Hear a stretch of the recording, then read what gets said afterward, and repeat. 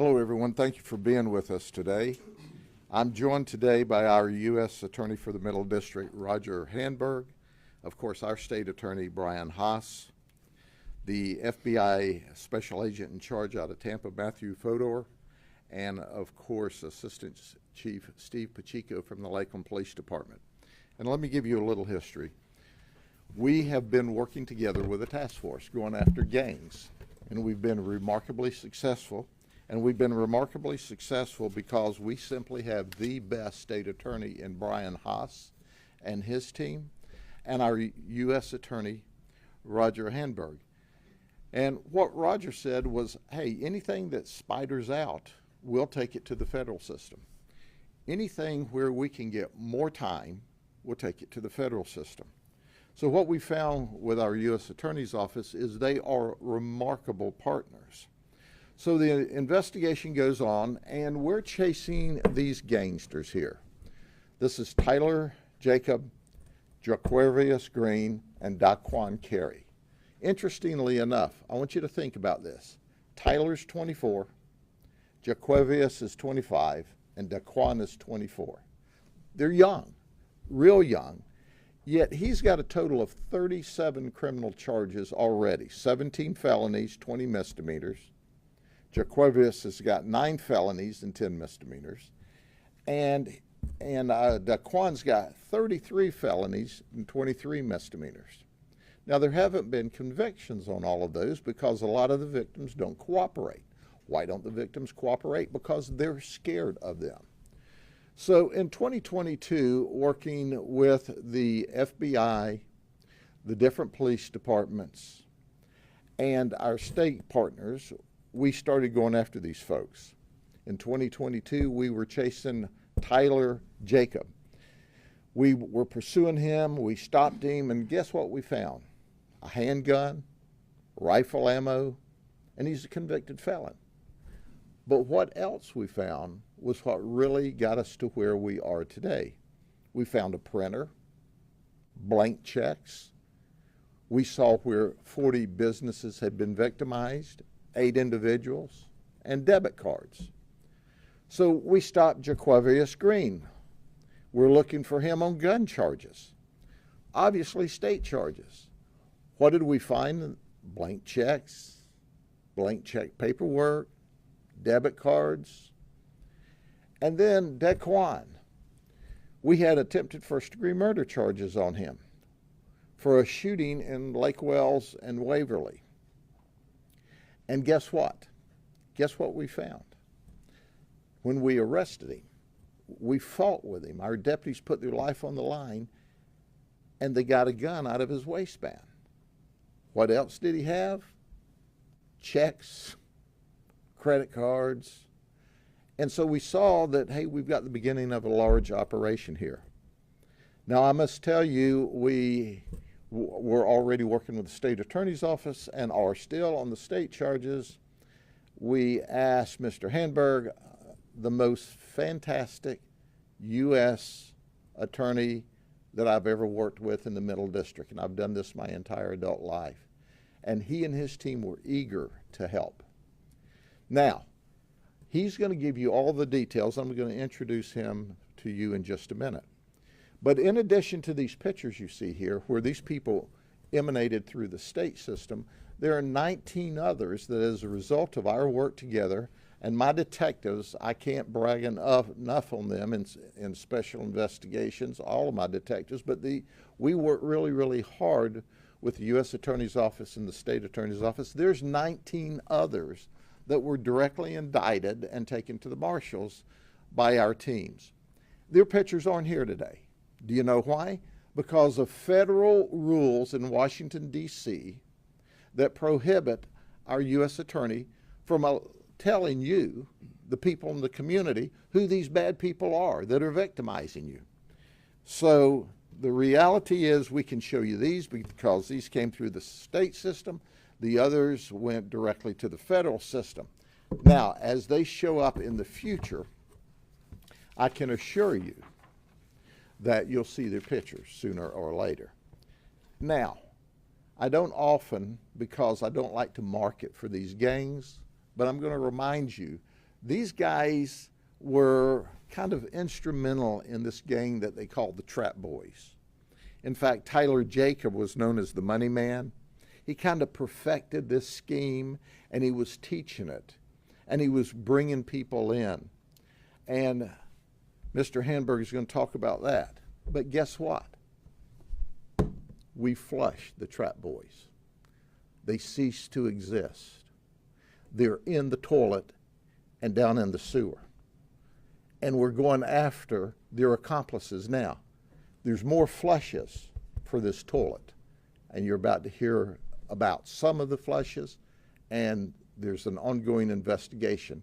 So brace up when you want to victimize people. You not only have the best state attorney in the state of Florida after you, but you also have the best U.S. attorney and all of the investigative resources from the FBI to local law enforcement. Mr. Handberg. Well, thank you very much, Sheriff, for those kind words and for your introduction, and thank you for your support, for your leadership, and in particular for your vision in establishing the Violent Crime Task Force here in Polk County. It was about 1.5 years ago when Sheriff Judd brought us all together regarding the formation of the task force. And I made this task force a personal priority of mine. And I assigned some of my office's very best and finest prosecutors to work on it. The concept is straightforward. On a regular basis, federal prosecutors from my office and assistant state attorneys from State Attorney Haas's office meet with investigators on the task force to review cases for potential prosecution. In identifying those cases, the task force uses the very best possible information so that our prosecutors can then focus their efforts on the most violent offenders. And once our prosecutors are focused on those violent offenders, the prosecutors use every available statutory tool to dismantle violent groups. And that's simply what this task force has done over the past 1.5 years. During that time period, more than 50 defendants have been prosecuted by my office in federal court. Those offenses have included large-scale drug trafficking, possession of firearms and machine guns, money laundering, robbery, carjacking, bank fraud, and various shooting-related offenses. One of the primary focuses of the task force's work has been on identifying and dismantling any criminal gang that operates here in Polk County. My office's work on gang prosecutions follows 2 guiding principles.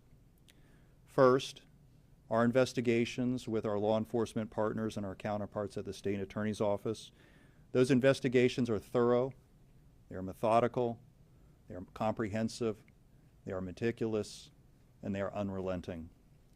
When we find a violation of federal law that my office can prove in federal court that will assist in the dismantlement of a criminal organization in Polk County, my prosecutors are going to charge those violations in federal court.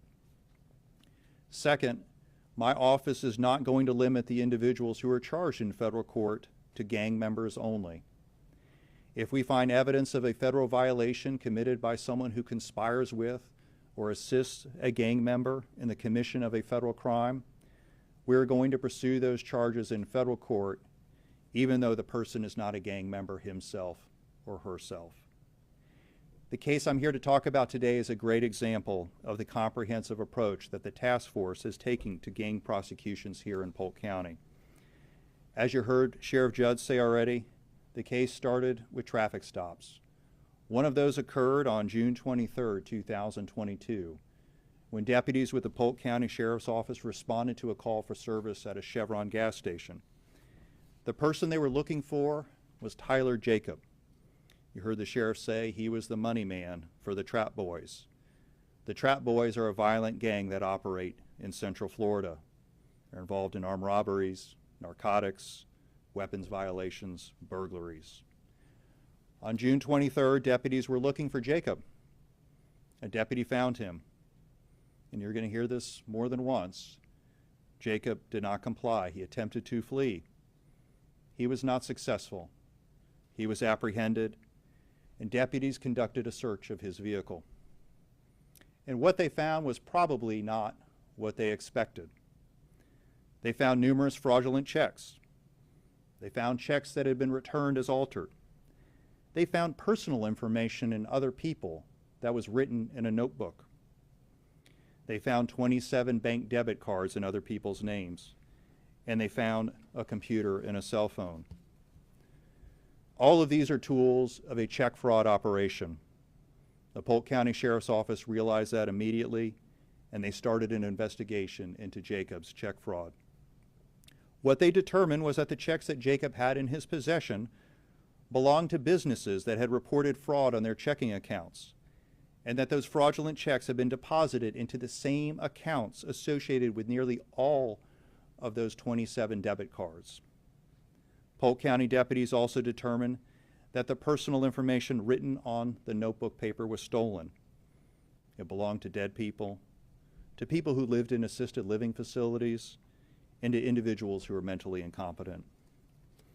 And when deputies executed a search warrant of Jacob's computer, they found check writing software and copies of fraudulent checks. This is where the task force comes in. The Polk County Sheriff's Office teamed up with the Federal Bureau of Investigation.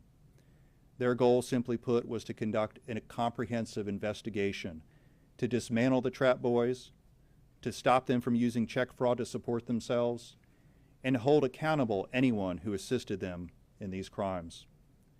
Working together, the Polk County Sheriff's Office and the FBI uncovered a massive check fraud ring. Over the course of more than 2 years, from July 2021 to November 2023, Jacob and at least 19 conspirators worked together to defraud banks, credit unions, and businesses throughout Central Florida, including ones located in Winter Haven, Auburndale, Riverview, Kissimmee, Lakeland, Tampa, and Miami. So far, the Sheriff's Office and the FBI have identified over 200 businesses, 26 banks, and 3 credit unions that were the victims of this conspiracy. No business was off limit, and no organization was spared. Organizations that were defrauded included insurance companies, law firms, construction companies, auto shops, public school districts, colleges, and state agencies. This conspiracy had 4 basic parts. First, conspirators, they either stole checks from businesses or they used online databases or other sources to locate banking information for those businesses. Second, conspirators would either alter the stolen checks or they would use some of that information they had acquired about the businesses to write fictitious checks. Third, the conspirators would provide those checks to other conspirators to be deposited. Fourth, the conspirators would attempt to quickly withdraw the proceeds from those fraudulent checks as soon as they were available. Jacob was the leader of this conspiracy, and he recruited many other conspirators. Some of them were members of the Trap Boys, such as Cornelius Campbell and Tre'Cavious Green. Others were accomplices who weren't members of the Trap Boys, but who willingly allowed the fraudulent checks to be deposited into their accounts and who shared in some of the proceeds from these crimes. Some conspirators were people who Jacob met on social media. You heard that right, people he met on social media, enlisting their help and using their bank accounts to receive deposits of these fraudulent checks. The conspirators weren't always successful. At times, banks flagged the fraudulent checks and froze those accounts. Many times, however, they were, and the fraudulent funds were successfully deposited and the money moved to other accounts prior to the banks becoming aware that they had been defrauded. Jacob paid his conspirators a cut of the fraudulently obtained proceeds, and during the course of this conspiracy, Jacob and his conspirators deposited approximately $50,000 a week in fraudulent checks. $50,000 a week in fraudulent checks, which resulted in most weeks of more than $10,000 in successful receipt of proceeds. But not any longer. The dismantlement of this organization started exactly where it should have, with its leader. On January 23rd of this year, detectives with the Polk County Sheriff's Office working with the FBI executed a search warrant at Jacob's residence. I mentioned before that Jacobs isn't always compliant, and he wasn't compliant that day. He refused to come outside for 30 minutes. He even knocked down a drone that was sent inside the house. Once law enforcement was able to safely get inside the residence, they found that Jacob's residence had some of the tools of the trade that he had used in his check fraud operation. Investigators found checkbooks, 3 printers, a scanner, a shredding machine, an ink cartridge, and financial documents with the name and personal identifying information of victims.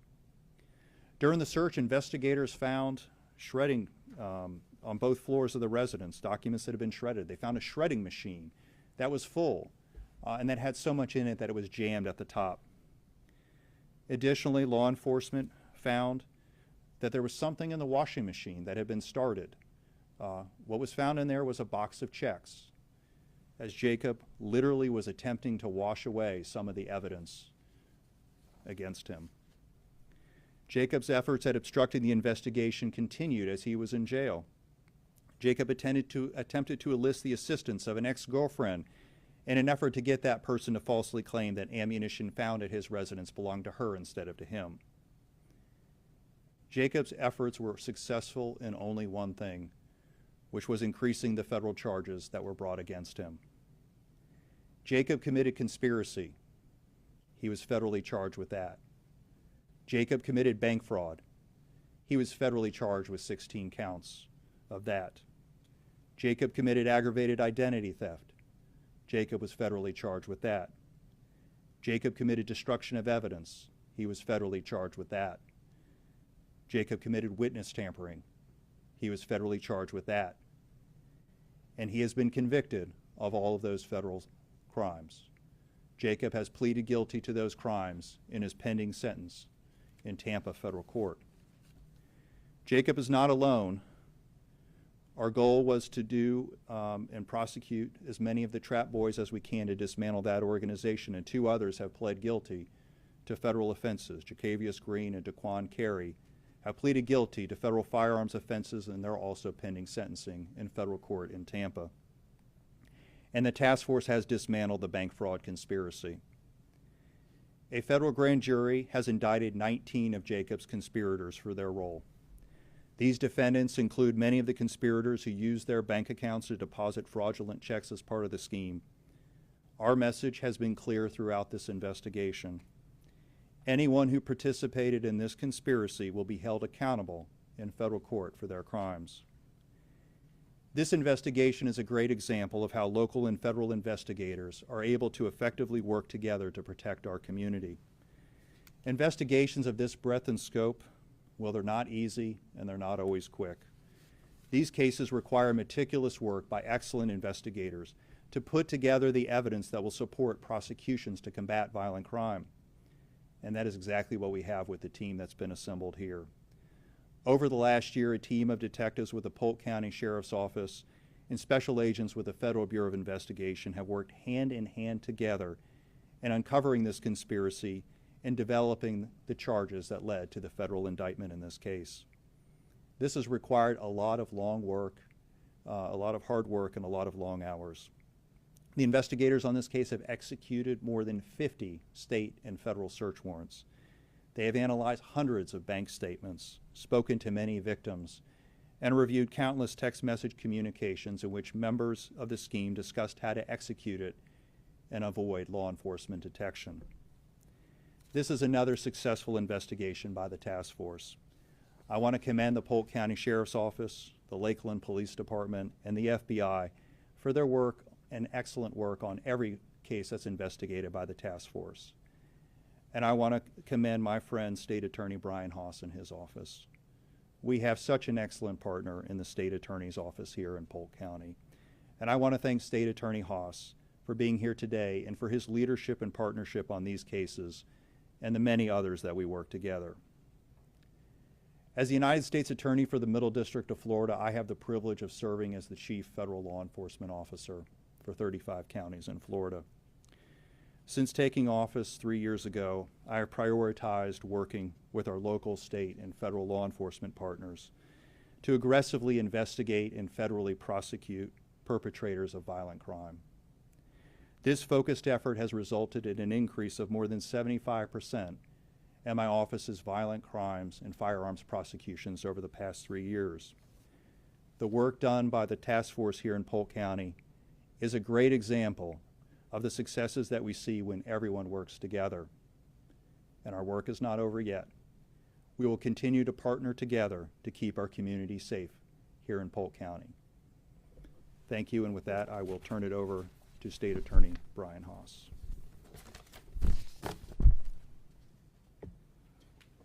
Thank you, Roger. And I just want to start by saying, you know, I started as a prosecutor almost 25 years ago, and in my time doing this job, both as an assistant state attorney and as a state attorney, I have never experienced the level of cooperation and professionalism and just support that we have with our U.S. Attorney Roger Hamburg. It is just remarkable. And when he says that he's going to do something, he does it. And his outreach and his collaboration is just incredible.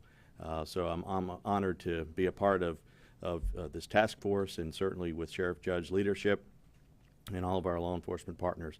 You know, I think one of the things that's pretty impactful is if you think about the victims in these types of cases. A lot of times when you hear about gangs, you think, well, violence in the streets or drugs, but this is an example of the impact that gangs can have on a community. And if you think about all the different victims, the banks, the businesses, the individuals, and that's when it brings it home to us that this is a fight that absolutely is worth fighting. And we know that these criminals are going to work extra hard, and it's our job in law enforcement to work harder and to be one step ahead of them. And when you hear, well, checks and financial things, this is about as dangerous as it gets, because if you look at all of the different facts in these cases with the arrests and tracking the folks down, these law enforcement officers are absolutely putting their lives on the line to fight this gang and to bring them to justice, because they don't want to be caught, and they're going to keep working to try to get to that next crime. And you can see assembled before you today are partners that are not worried about jurisdiction or worried about getting credit. We are worried about protecting our community and bringing these gangs down one by one. And we're never going to stop. We're going to keep going after this as long as we possibly can, and we will. So I will turn it over to Special Agent in Charge Matthew Fodor from the FBI, and he's going to have a few remarks. Thank you. Okay. Oops, sorry, Brian. Good morning. Thank you, Brian. As you've heard, clearly the partnership is very impressive in this county. I want to personally thank Brian, Chief Pacheco, Roger, Grady, and SSRA Supervisory Special Agent Mike Glass here. He's flanked off to my right. So under his leadership, this case got done. So appreciate your leadership, sir. I'm Matt Fodor, Special Agent in Charge of the FBI Tampa Field Office. When it comes to tackling violent crime, the FBI focuses on building collaboration and strengthening our partnerships with federal, state, and local law enforcement to maximize the impact. Our goal is not to just arrest violent criminals, but to build cases that cut into the capabilities of criminal enterprises. And that's exactly what we, Polk County Sheriff's Office and Lakeland Police, did in this investigation. We joined forces with the U.S. Attorney's Office to secure 19 federal indictments for members of the Trap Boys, a gang we believe is responsible for numerous robberies and drive-by shootings throughout Lakeland and Winter Haven. The gang funded its criminal enterprise not only by selling guns and drugs. We allege that the primary source of income for the Trap Boys was check fraud schemes and various other financial fraud. More than 200 victims are linked to their schemes. Most of the victims are small business owners from the Central Florida area. This is what we are up against these days. Gang members who are tech savvy, who know how to navigate the dark web to learn fraud schemes that can provide them with the money they want, but with less risk. We're here today to send a message to these criminals who think they can hide behind a keyboard. Law enforcement is equally as innovative and skilled. We have the resources such as the Safe Streets Task Forces and a knowledgeable workforce to include forensic accountants and cyber experts. We won't stop there. The FBI is a tenacious agency and full of hardworking professionals who will continue to work together with our partners to expose these crimes. And when we do, the criminals can look forward to significant federal prison sentences. With continued coordination and collaboration between the federal, state, and local law enforcement agencies, we will root out violent crime from your neighborhoods and we will ensure justice is served. Thank you. Turn it over to Chief Pacheco for a few words. Good morning. It's Steve Pacheco, Assistant Chief of Police at the Lakeland Police Department. Just want to thank everybody for being here today, and we're proud as an agency to be a part of this task force. The Lakeland Police Department has been a part of many task forces since the early 90s, and this is just one that we're involved in now. Being a part of a task force is really a benefit for the community. What it means for the community is just we're able to be a force multiplier in our investigative efforts to bring cases like this, to a conclusion and have an impact for the community. Over 20-some suspects in this case are now going to be in jail and hopefully in prison, and won't be affecting the many victims that they've chosen, or the businesses that they've chosen to be victims in our community. And those are the ones that are affected. So we appreciate being a part of the task force, and I want to thank our task force officers that were a part of this case and joined forces with the Sheriff's Office and the FBI to bring this case to a conclusion, because it's definitely going to have an impact, I think, in the Central Florida area for many years to come. But we'll move on to the next one, because there'll probably be another organization that wants to take up the slack and continue on. So, but thank you on the behalf of the Lakeland Police Department. I appreciate everybody's efforts. Okay, folks, there's still those out there that have not been indicted yet that are under investigation. So if you looked at this and went, whoo, I avoided it. No, you didn't. You're up next, okay? So we're coming after you. And you think about this. You're looking at the U.S. Attorney, the FBI, the State Attorney, the Sheriff, and the different police departments. We're coming after you. You're going to behave in this community. You're going to quit victimizing people, or you're going to prison for a very long time. And I really like it when Mr. Handberg prosecutes you in Tampa, Florida, and then, hey, it's a nice time to wake up at a prison in Nebraska, okay? So that's your next stop. So are there any questions for the team here? Mr. Fodor kind of alluded to it, but he said they get the money they want at less risk, because I was struck by, we usually come here and talk about drugs, and drugs weren't mentioned. So how unique is this when it comes to gang behavior? Well, quite frankly, it shows the next generation of criminals. And the reality is, we expected, because these guys here are hardcore, dangerous street gang members that run and gun and shoot each other. And when we immediately noticed that they're into white-collar crime, Tyler is intelligent, and he's the teacher. He is the one that was putting all of this together, and he was the coordinator. And he was trying to teach these guys. Now, a couple of these guys are not near as tech-savvy as Tyler is. But from there, it went to this 19 that Mr. Handberg appropriately indicted with the grand jury. But it's a wake-up call for everyone. These are now not only multi-generational criminals from the age perspective, but they're multifunctional criminals. They'll run and gun and shoot with you at night, and then they'll get on their computers and steal stuff in the daytime. But think about it. The whole world is on the computer system and the different webs. So it's obvious they're going to be there too.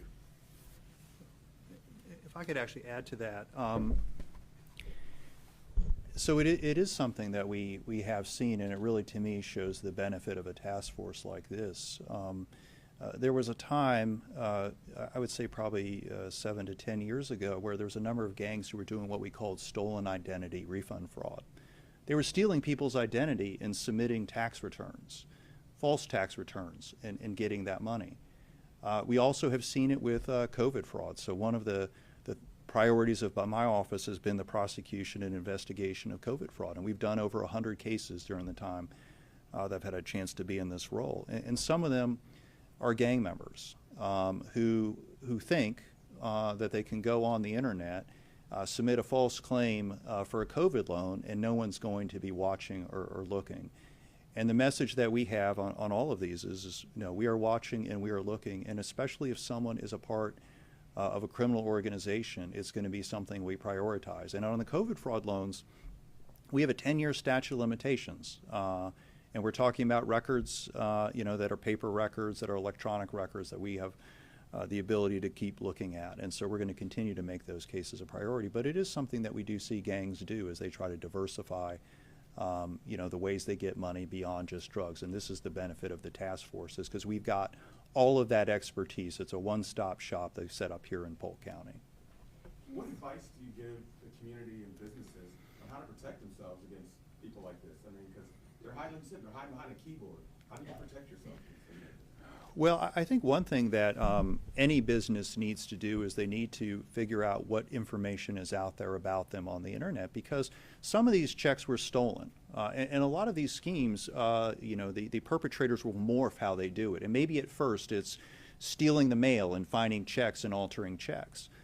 But the internet is a treasure trove of information about all of us, and it's a treasure trove of information about businesses. And businesses need to be mindful if they have any of their bank account information that's just a keyboard stroke away from being found. So one of the things I would suggest any business to do is to take a look at what they have publicly available out there, because that's some of the information that this conspiracy was able to use to make these fictitious checks.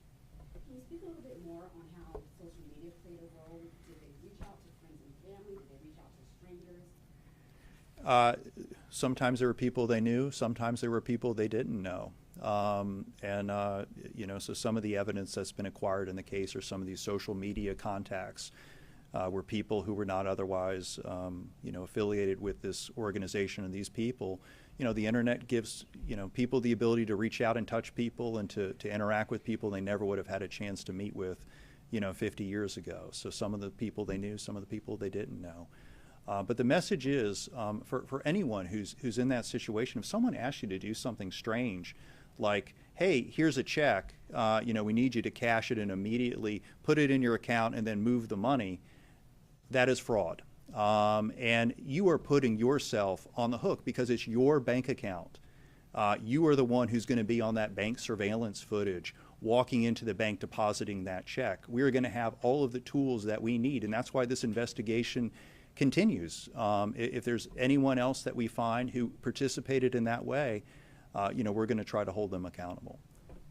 Let me ask with that question. Yes. Is there anyone who was contacted by social media that is being viewed as a victim rather than as a co-conspirator, or were all these people, were people participating unknowingly, unwillingly in this scheme? I guess I would phrase that, I would answer that a little bit differently. So your question is, are there people who maybe have participated in this who were unknowing? I'm a little bit of a hard charger when it comes to the prosecution of white-collar crime, and I think if somebody gives you a check to you to deposit in your account with the express purpose of depositing it and removing the money as quickly as possible, that is more than enough notice that you are engaged in a fraud. So I wouldn't say we have unwitting participants who are out there. I just say we have people who are still left to be charged. I think I understand how the banks lost money. Did these tile companies, auto shop businesses, it was checks from them, so they lost money? So one of the things that will happen in these federal prosecutions is we will determine the amount of restitution that is owed. And so I can't give you the precise answer to that yet. I can tell you based on my experience, I mostly in the past would prosecute white-collar and public corruption cases, and a lot of times the banks would be the ones responsible for that loss. But it is always possible that a victim, a business, might have a loss as well. And they have other losses, beyond the amount of the check. I mean, every time this happens to a business, just imagine everything that business or that an individual has to do if your information is compromised in this way. These cases aren't just a limited impact on the victims of whatever that dollar amount. These things have reverberations for these businesses that are going to last for some time. And I don't ever want us to lose sight of that. That may not be something we can quantify for restitution purposes, but it is one of the reasons that really motivates us to do these cases, because the victims in these cases are victimized monetarily, but they're victimized in other ways as well. how many years are they potentially facing? So for the bank fraud violation, that's up to 30 years in federal prison. Their sentence will be determined once they're convicted, and then it will be determined by the court at sentencing. So no one has been sentenced in this case yet. We've had 3 individuals who have pled guilty and are pending sentencing, and then the others are pending trial. Thank you very much. Have a good day.